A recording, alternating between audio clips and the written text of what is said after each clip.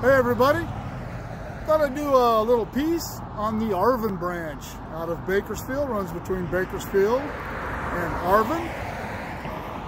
I'm at a station that was once called Magundon. I know they've created a new control point here for this switch, but I don't know what it's called, and we're going to walk back there and see because I really don't care. It's not really relevant. But anyway, you can see the come out signal behind me there for the Arvin Branch to go back out onto the main line on the number 1 track headed towards Bakersfield. And that is, Bakersfield is back behind me here. The Arvin Branch was built between 1922 and 1923 by the Southern Pacific, and was built to access the agricultural areas that were springing up out around the Arvin area. Still a lot of agricultural stuff out there. There's some wineries. We'll get out there and see what's out there in a minute. But this is another branch that the Southern Pacific and Santa Fe decided to operate jointly. And they did this one in alternating years, with Santa Fe taking the even years and Southern Pacific taking the odd years. January of 1992, the San Joaquin Valley RR took over operation of this line and continues to operate it today. So anyway, let's head out on the Arvin Branch and see what is still out there. Well, we've just come out a few hundred feet off the switch, and this is where the Arvin Branch crosses Edison Highway, which is old Highway 58.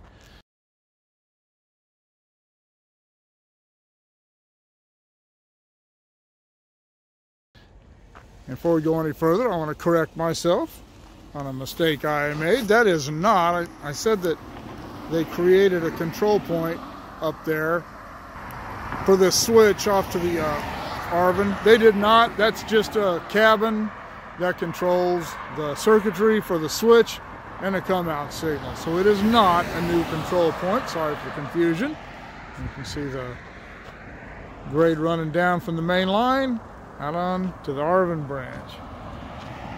This place right here, I don't know what it is now, but it used to be the McClellan.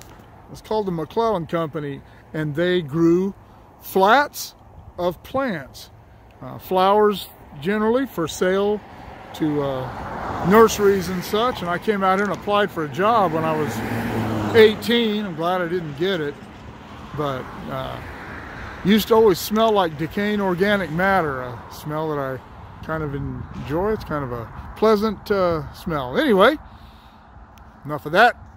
Out onto the Arvin Branch. Well, we've moved up a few hundred more feet. There's the Edison Highway crossing right there.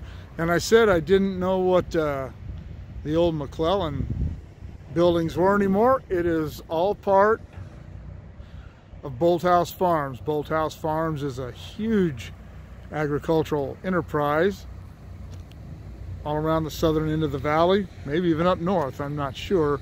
But these got a little passing track here. We got a siding, storage. I don't know, they use these, since it's a branch, they can do whatever they want on it, store cars. But you can see down there, see, you can see they have some cold cars down there, some refrigerators, and Bolthouse is all of that. And then this company right here, I think it's called Friesen. I'm not exactly sure what they do, but there are a bunch of plastic tanks along here and with different names on them. Some are Bolthouse, some are Kern Farms. So I don't know if they manufacture these or what, or just fill them up and take them out to farms. I don't know. I'm not really up to speed on how the agricultural industry works around here. I'm going to talk to Bolthouse at some point and see if they'll give me a tour of their facility sometime. A lot of places are pretty sketchy about doing that with social media, so I don't know how it'll work out, but I'm sure going to give it a try. But anyway, this is the first little station along the Arvin Branch. All right, we have moved up to a place, according to the mileposts that I have, information I have available to me, this would have been about where a station called Mountain View was. It was never a manned station. There were only 2 manned depots, hesitate to call them depots, 2 manned stations on this branch. There was never any passenger service on this branch, so depot would be the wrong word. There was one at Digiorgio further out the line and one at Arvin out towards the end. But anyway, this is the Kern oil and refining facility. I don't see any evidence that the refinery itself was ever served by the rail, but this loading facility belongs to them. And gosh, just since I've been here, there have been 3 semis that have loaded up and pulled out. You can see that there are some cars there loading. And then over here, little switch that goes out there, that is an extensive storage facility over there for cars. There are probably 40 or 50 cars over there right now. I've never paid any attention to this. I knew this refinery was here, but I never paid any attention to the loading facility or its tie-in to the Arvin Branch. All right, moving on out. And that is actually, that's back towards Bakersfield. And that was looking north. This is looking south. And there are some industries out there. I don't know whether or not they're served, but we'll go out there and find anything interesting. Okay, we have moved up to Lamont, and this is where the branch line moves. That's looking north, makes this curve here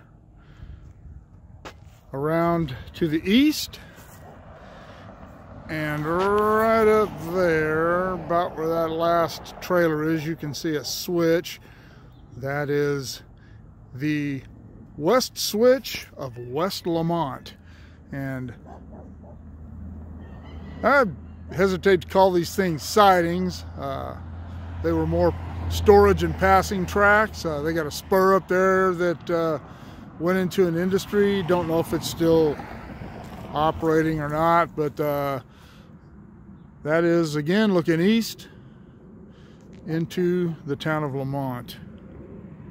Okay, we have moved up a little ways from the curve and the west end of West Lamont to the east end of West Lamont. As you can see, that switch stand for the switch at East Lamont is no longer there. They have this clamped and locked, so somebody can't come out here and screw around and put one of the SJVR trains into the siding when that's not where they want to go.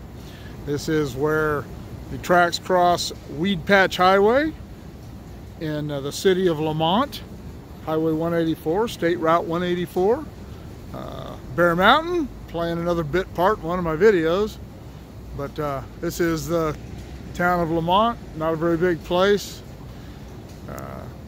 Anyway, we'll move on out that way a little. All right. Right back down there where that truck just turned, that pickup, that's Weed Patch Highway where we just were. And we are now at the siding of Lamont, the station of Lamont. As you can see, there are a couple of storage tracks over there that continue on this way, but it doesn't look like they've been used in quite some time. That one actually ends right there and right there. The siding or passing track continues on, and it looks like the switch up there is still connected to the branch. And then we have this passing track here. A lot of stuff going on here, especially in the old days, and I don't know how much of this stuff is still in use. There is still a switch stand here. Doesn't look like it's been operated in some time. Switch point's got dirt covering most of it up. But it is still here and usable. All right, moving on out. All right, we have moved out to the intersection of Comanche Drive and Digiorgio Road.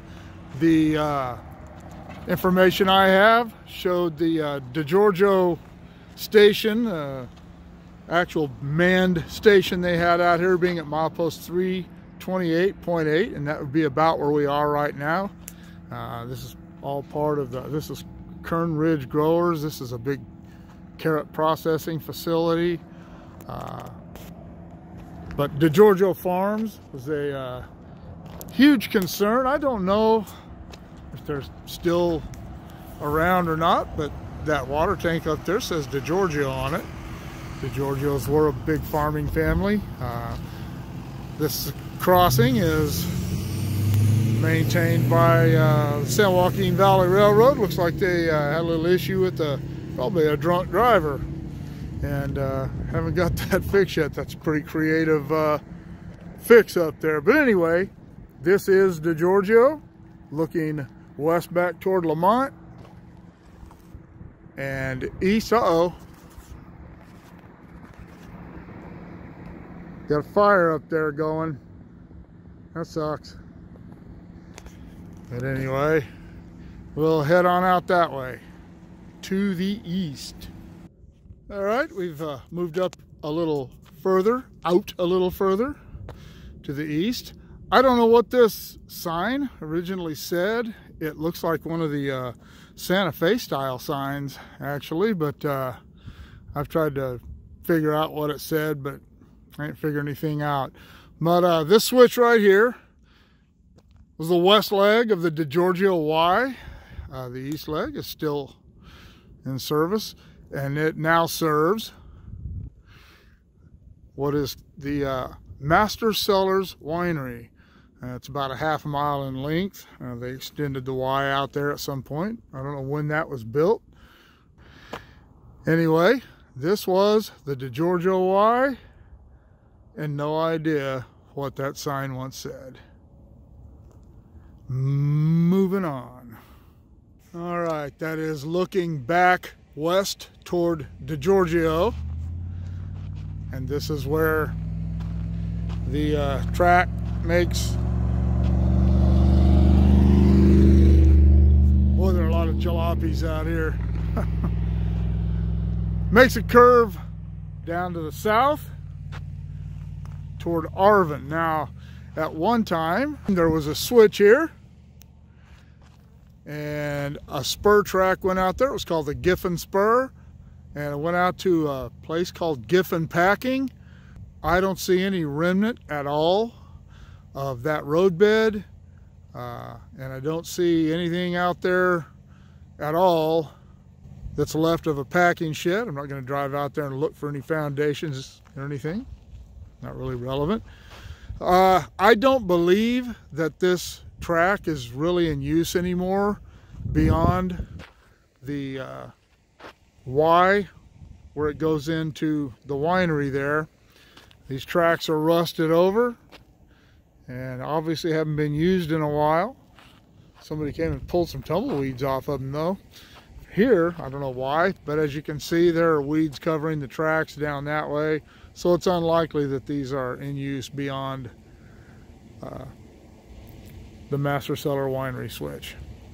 But we will see as we move out towards Arvin.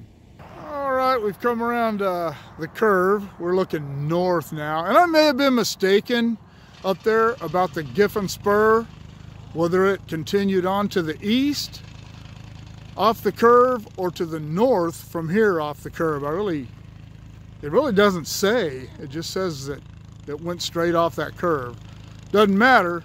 There's no remnant of the roadbed or any buildings in either direction. But anyway, I found this sign that is like the last one on the other side of the curve out by the spur track that we saw. And this is a 10-mile-an-hour sign.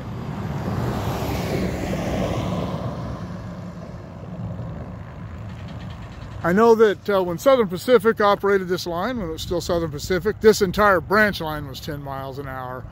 So I don't know if I was just reminding them it was 10 miles an hour, or at one time maybe the track speed was a little higher, but they had to slow down 10 miles an hour for these 90-degree curves. Anyway, head south on into Arvin. All right, we have moved down into Arvin. This is the little town of Arvin, another small town about the same size as Lamont. You can see that the tracks are out of service beyond this point. That crossing there, that is Bear Mountain Boulevard, State Route 223, and that road we just came down that parallels this is Tejon Road. But as I said, out of service beyond this point, and obviously that crossing's out of service. Hey, tell somebody about that spare gate leaning there. That gate does still have the slanted gate striping on it, which is still legal as far as crossings being grandfathered, but any new gates that are put up have to have vertical striping on them. And the reason for that is someone went around the gates a few years ago and hit a train at a crossing, or was hit by a train at a crossing, and their lawyer argued that he thought that those slanted stripes were arrows directing him to go around the gate, and that is an honest-to-God fact. So that is why when you see gates now, on mainline crossings especially, they generally have vertical striping. All right. I should also add that Arvin was the only other station that had a manned station, depot, whatever you want to call it.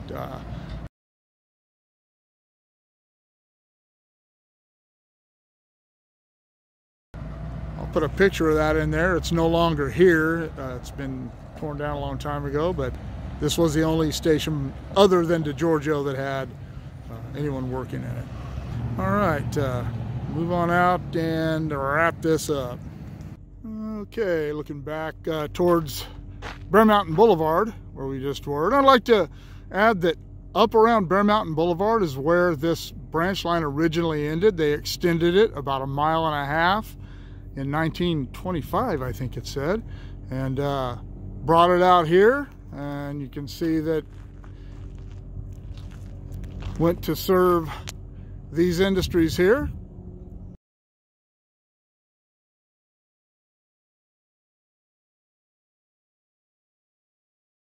Quite a few little industry tracks there. Again, none of this is in use anymore.